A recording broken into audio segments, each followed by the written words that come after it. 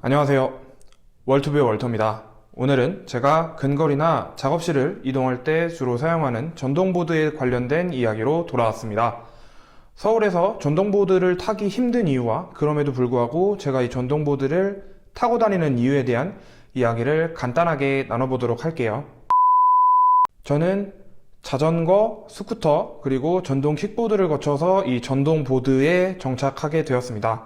사고에 대한 위험성 때문에 스쿠터를 처분하고 전동 킥보드로 넘어가고 무게나 휴대성에 대한 문제 때문에 전동보드에 정착하게 되었는데 처음 문제였던 사고에 대한 위험성은 스쿠터보다 이 전동 킥보드나 전동 보드가 훨씬 더 위험하다는 생각을 지금은 하고 있고요. 킥보드나 보드 같은 경우는 스쿠터와 다르게 보험이나 정비에 대한 추가적인 유지비 지출에 대한 부담이 없기 때문에 동일한 이동수단으로 보고 비교하기도 조금 어렵다는 생각도 가지고 있어요.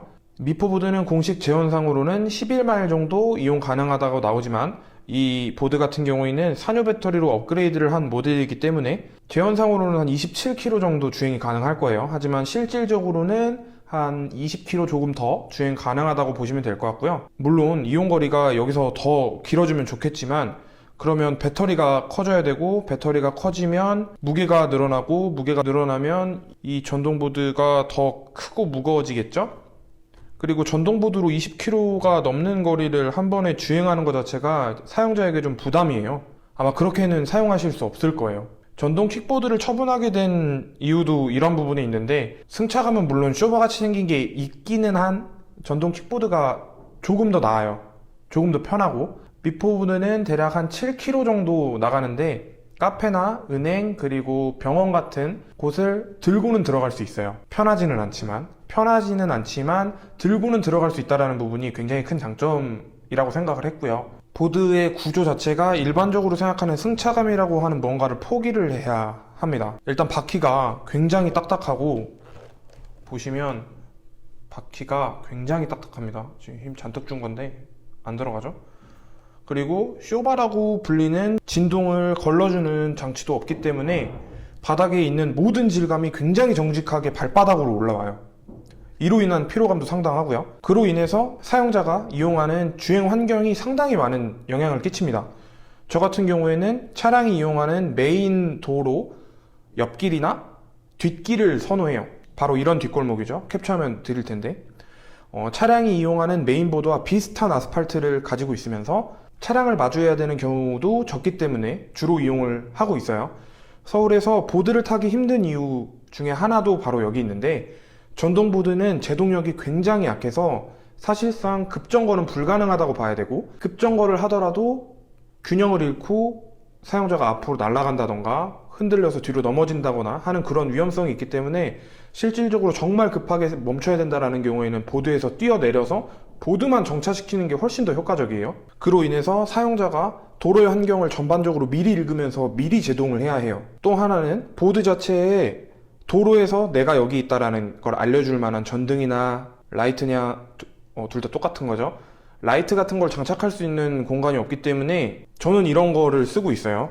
이 LED 팔찌인가? 팔에 차는 건데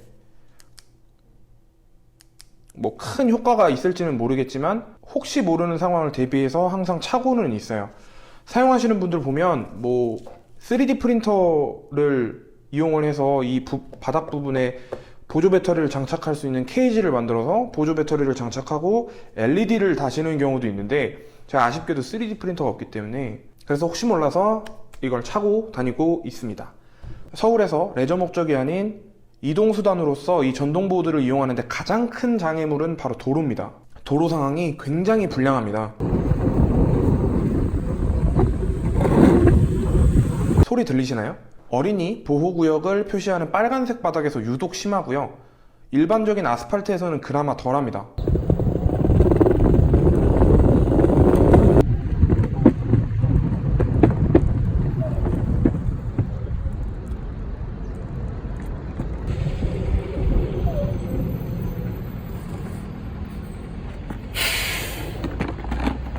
별거 아닌 지면의 단차로 인해서 덜컹거리는 소리가 들리시나요?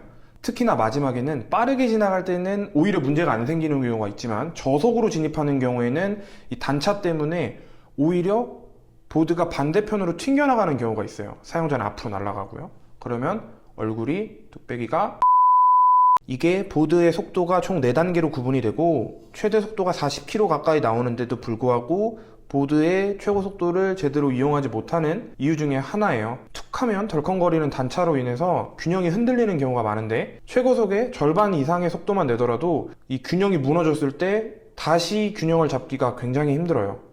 그래서 반강제적으로 조신하게 운행을 하게 되는 거라고 생각을 하고요. 다른 이동수단 같은 경우에는 바람을 느끼면서 여유를 느끼고 주행을 할 수 있는 시간에도 항상 도로 컨디션을 파악을 해야 되고 앞에 파인 곳은 없는지 단차는 없는지 이런 걸 항상 주시하면서 주행을 해야 되기 때문에 이런 부분에서 느끼는 피로감도 많습니다. 도로를 다니면서 당연히 상황을 주시하고 긴장하고 그런 식으로 주행을 해야 되는 게 당연히 맞다고는 생각을 하지만 보드 같은 경우에는 이런 상황이 다른 주행 수단에 비해서 조금 많다는 걸 말씀을 드리고 싶었고요. 이러한 단점들이 있지만 제가 아직까지도 이 보드를 타고 있는 건 상대적으로 가볍고 작기 때문에 앞서 말씀드린 은행이나 카페나 병원이나 뭐 아니면 직장이나 어디 잠깐 들고 들어가거나 다른 주행 수단과 병행하면서 잠깐 들어서 다닐 수도 있고 그런 점에서 굉장히 용이하기 때문에 그리고 전기를 충전해서 사용하는 제품이기도 하고 보험이나 정비에 따른 추가적인 지출에 대한 부담도 없기 때문에 만족을 하면서 쓰고 있어요.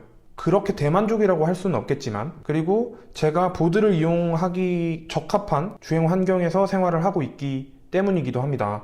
저 같은 경우에는 처음 가는 곳에는 보통 보드를 안 타고 보드를 주행하기 전에 이런 식의 길을 이런 식의 루트를 이용해서 목적지까지 가면 되겠다라는 걸 머리로 미리 시뮬레이션을 해요. 도로 컨디션에 영향을 굉장히 많이 받기 때문에 그런 부분에서 스트레스를 받기 싫어서 항상 생각을 하고 보드를 이용을 하기 때문에 조금 더 나은 것 같아요. 아마 지금 상황에서 주행 환경이 조금만 더 불편했어도 저는 보드 대신 스쿠터를 다시 사야 하는 건 아닐까 진지하게 고민을 했을 것 같아요. 사실은 그냥 지금도 사고 싶습니다. 스쿠터. 네, 그게 제일 안전한 것 같아요. 차라리요.